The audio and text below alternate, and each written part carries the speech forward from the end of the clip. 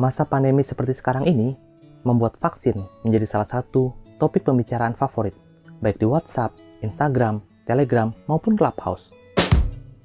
Mendengar saya mengucapkannya sendiri, saya merasa malu dengan hidup saya yang hanya berkutat di antara media daring saja. Tapi, itu juga tidak terlepas dari anjuran untuk terus tinggal di rumah dan berhati-hati ketika bertemu orang lain. Walau itu terdengar seperti alasan yang dibuat-buat, karena pada kenyataannya, saya memang tidak mempunyai banyak teman. Seberapa mudah seseorang tertular COVID-19 membuat saya khawatir, dan ini memberi saya alasan untuk menunda, dan menunda, dan menunda lagi. Salah satu solusi yang ditawarkan pemerintah untuk mengatasi hal ini adalah melalui vaksinasi, tapi itu juga mempunyai pro dan kontra. Lalu, apa yang akhirnya membuat saya memberanikan diri untuk memvaksinasi diri saya sendiri? Cut.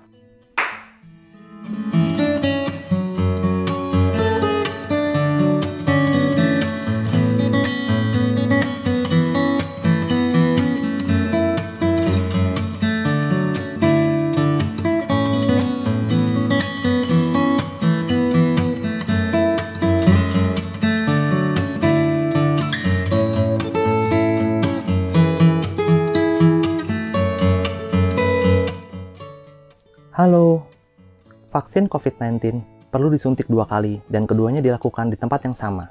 Dalam kasus saya, itu adalah di Gedung Serbaguna Eldorado di Bandung.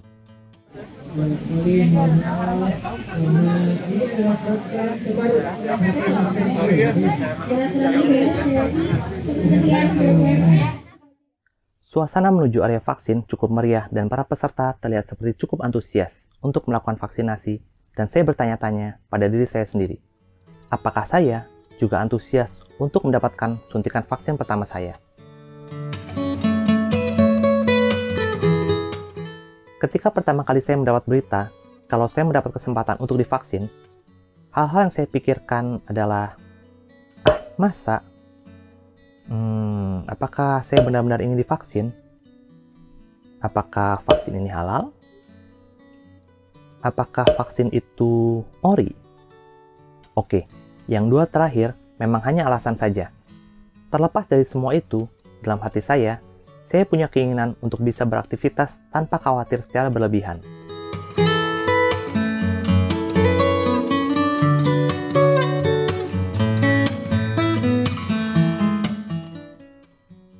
Ketika saya berada di barbershop, saya diberitahukan kalau masker tidak perlu dilepas selama rambut dipangkas. Beberapa menit setelah dimulai, dia pun bilang, "Mas, tolong dipegang maskernya." Saya pun bingung kenapa saya harus melakukan itu. Lalu, dia melepas tali masker, dan saya akhirnya harus memegang masker ketika rambut saya dirapikan. Lucu kan? Ketika saya akan keluar rumah, saya memerlukan masker sekali pakai untuk dipakai. Ketika masker masih terbungkus rapi dalam dus, saya mencari-cari apakah ada dus yang sudah terbuka, dan pada akhirnya, ketika saya sudah berada di luar rumah, saya menyadari kalau dompet saya malah tertinggal di dalam rumah. Lucu juga kan?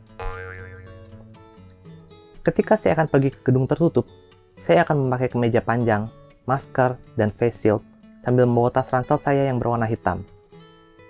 Kalau gedung itu adalah sebuah bank, bayangkan seseorang yang wajahnya tertutup hampir tidak dapat dikenali masuk membawa tas berwarna hitam dan minta uang ke teller.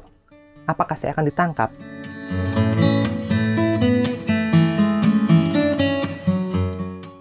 Membayangkan itu saja membuat saya tidak pernah pergi ke bank selama pandemi ini. Keinginan untuk kembali ke gaya hidup yang lebih rileks dan untuk menghindari hal-hal lucu tapi aneh seperti yang baru saja saya ceritakan memberi saya niat untuk divaksin, walaupun kesempatan itu diberikan secara bersyarat.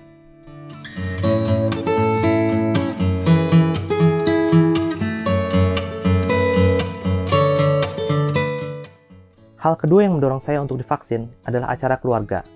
Saya sudah melewatkan 2 pernikahan saudara saya selama pandemi ini, walaupun kami memang tidak terlalu dekat. Tapi, acara seperti itu biasanya bisa membantu untuk menjaga relasi, dan hal ini cukup penting untuk saya.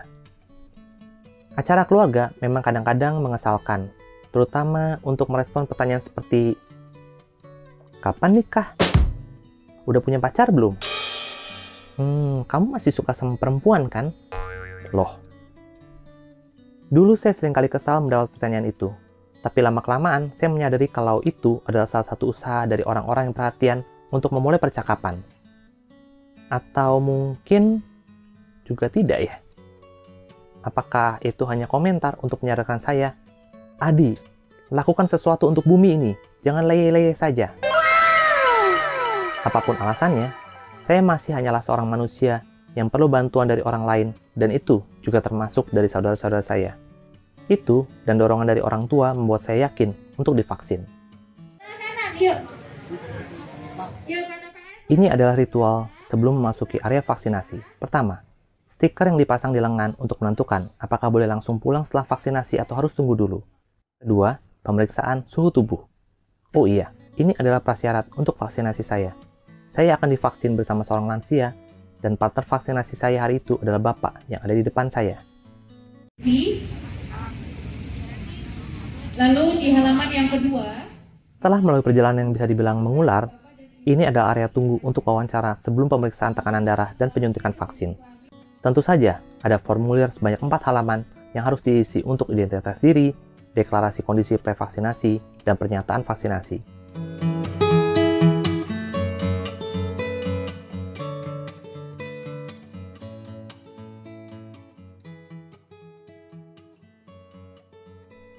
Setelah divaksin, kami menunggu selama 15 menit, tergantung stiker yang ditempelkan di area ini.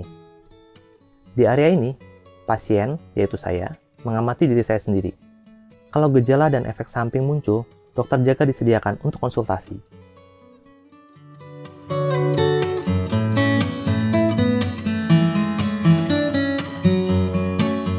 Terakhir, ini adalah setelah vaksinasi kedua kalinya. Tentu saja, saya tidak melewatkan kesempatan untuk berfoto bersama Pak Presiden.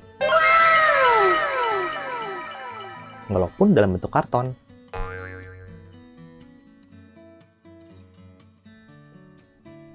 Jadi, saya sudah melakukan vaksinasi COVID-19 sebanyak 2 kali.